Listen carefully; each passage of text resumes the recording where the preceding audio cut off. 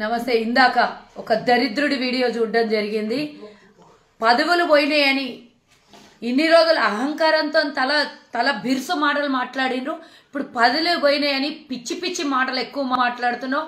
క్రిషాంక్ నోట్లో నాలుక జాగ్రత్తగా ఉండకపోయినావు అంటే బయటకు గుంజి కోసి పడేస్తా బిడ. ఏమనుకుంటున్నావు? ఎవరిని చూసి ఏం మాట్లాడుతున్నావు? అదే అలవాటు ఉన్నదా? అవే పక్కలేసే అలవాట్లు, అవే అలవాట్లు నేర్చుకొని బయటకు వచ్చి అవే లైవ్లో మాట్లాడతావు. ఏం మాట్లాడతావు? పెగ్గుల గురించి మాట్లాడితే పడకల గురించి మాట్లాడతావు. ఆడపిల్లలు రాజకీయాల్లోకి వస్తారు. ఏమనుకుంటున్నావు నువ్వు? ఎవరి గురించి మాట్లాడుతున్నావు నువ్వు? పదవులు ఇస్తే నువ్వు పక్కలేసినారని మాట్లాడతావు. ఒక ముఖ్యమంత్రి గారిని పట్టుకొని నువ్వు ఆ మాటలు మాట్లాడతావా? మరి మీ పార్టీలో ఉన్నప్పుడు, మీరు అధికారంలో ఉన్నప్పుడు రాజ్యసభలు తెచ్చుకున్నారు. గివే చేసి తెచ్చుకున్నారా? మీ కవితమ్మ లిక్కర్ స్కామ్లు ఉన్నది. మేము అనరాదు ఆ మాట. మేము కూడా తోటి మహిళలమే. కానీ ఇవన్నీ చేసి వ్యాపారాలు చేస్తున్నారా? మీ కేటీ రామారావు ఇవే చేసి వ్యాపారాలు చేస్తున్నాడా? మేము అనరాదు. కేటీఆర్ గురించి అయితే పబ్లిక్ అందరూ అదే మాట్లాడతారు. మేము అనరాదు. కానీ నువ్వు చిన్న నోటితో పెద్ద పెద్ద మాటలు మాట్లాడుతున్నావు బిడ్డ.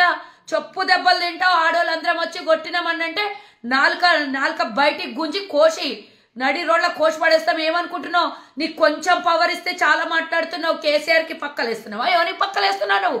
ఎవరి గురించి మాట్లాడుతున్నావు? పదవులు ఇస్తే పక్కలేస్తున్నానంటావు. ఏం మాట్లాడుతున్నావు? మేమందరం మహిళలం ఉన్నాం గాంధీ భవన్లో. మేమందరం కాంగ్రెస్ పార్టీలో పనిచేస్తున్నాం. మేము రేవంత్ అన్న అని పిలుచుకుంటాం. మేమందరం ఇప్పటికి కూడా ముఖ్యమంత్రి అయితే అన్ననే అని పిలుచుకుంటున్నాం. మేము చూసినా ఎప్పుడైనా ఆయన దృష్టిని ఆ విధంగా పక్కలేసి పదవులు ఇస్తే అవసరం వస్తుంది ఆయనకి? మీలాంటి వాళ్ళు చేసే పనులు అవన్నీ ఎక్కువైపోయిందా? నోరు అదుపులో పెట్టుకో. నువ్వు ఒక్కరి తప్ప ఎవడు మాట్లాడేటోళ్ళు దిక్కు లేనట్టున్నావు. నిన్ను పంపిస్తున్నావు. నోటికి ఎంత వస్తే అంత మాట్లాడుతున్నావు.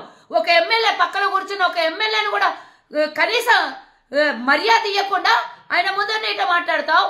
ఏ ఛానల్ అని చెప్పు. నీ కాళ్ళు చేతులు నరికేస్తారు బిడ్డ ఎక్కువ మాట్లాడినావంటే. ఏం ఉరుకున్న కొద్ది తమాషా లెక్క అవుతుందా? పెద్ద అంతరం చిన్న అంతరం లేదు. ఏడు నుంచి చెడిపోతున్నావు. రాజకీయం అంటే రాజకీయం చెయ్యి.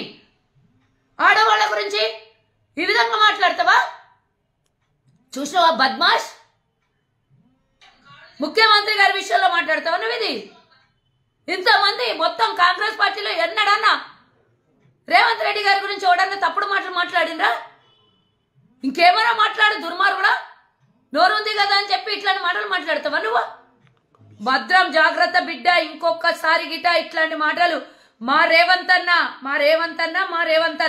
అందరికి అన్న ఆయన ఎవ్వరి గురించి అన్న ఇట్లా మాట్లాడితే నీ ఆడపోయి ఆడ ప్రగతి భవన్లను ఫామ్ హౌస్లను కేటీఆర్ ఫామ్ హౌస్లా గవ్వే చేసుకున్నాడా? అట్లనే చేసి పదవులు ఇచ్చిండ్రా? మంత్రి పదవి అట్లనే వచ్చిందా కేటీఆర్కి? నీకు పదవి అట్లనే వచ్చిందా? నీ ఇంట్లో అక్క చెల్లెళ్ళు లేరు? మీ ఇంట్లో అమ్మ తల్లి తండ్రి ఎవరు భార్య బిడ్డలు లేరా? ఇట్లా మాట్లాడతావా నువ్వు? మనిషి అన్నాక కడుపుకు అన్నం తింటే జాగ్రత్తగా ఉండు.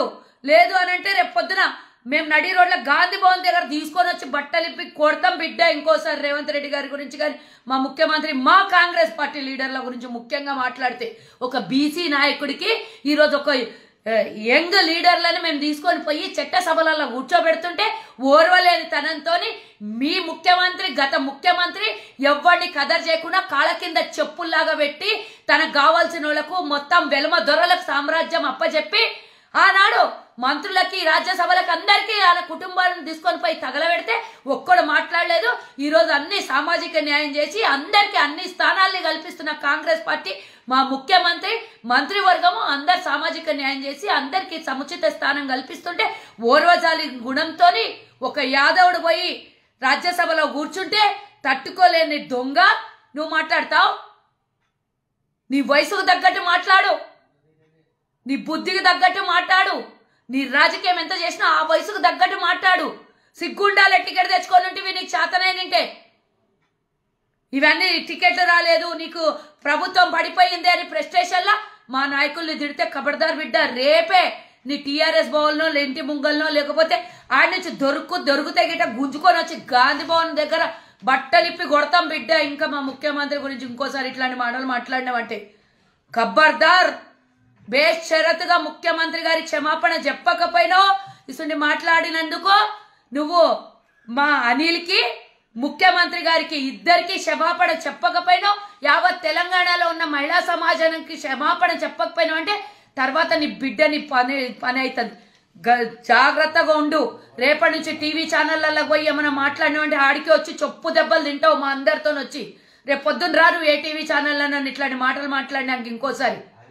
మళ్ళా చెప్తున్నా, క్షమాపణ చెప్పు మర్యాదగా మా ముఖ్యమంత్రి గారికి. తెలంగాణ ప్రభుత్వాన్ని అవమానించినట్టు ఈరోజు ఒక ముఖ్యమంత్రిని అవమానిస్తే చూసినవరా గాడిది నువ్వు? అన్న అనిపించుకునేటటువంటి మా అందరున్నారు. మేము అన్న పక్కన ఆడపిల్లలము. ఎవరిని ఉద్దేశించి మాట్లాడుతున్నారా నువ్వు? చెత్తనాయలా?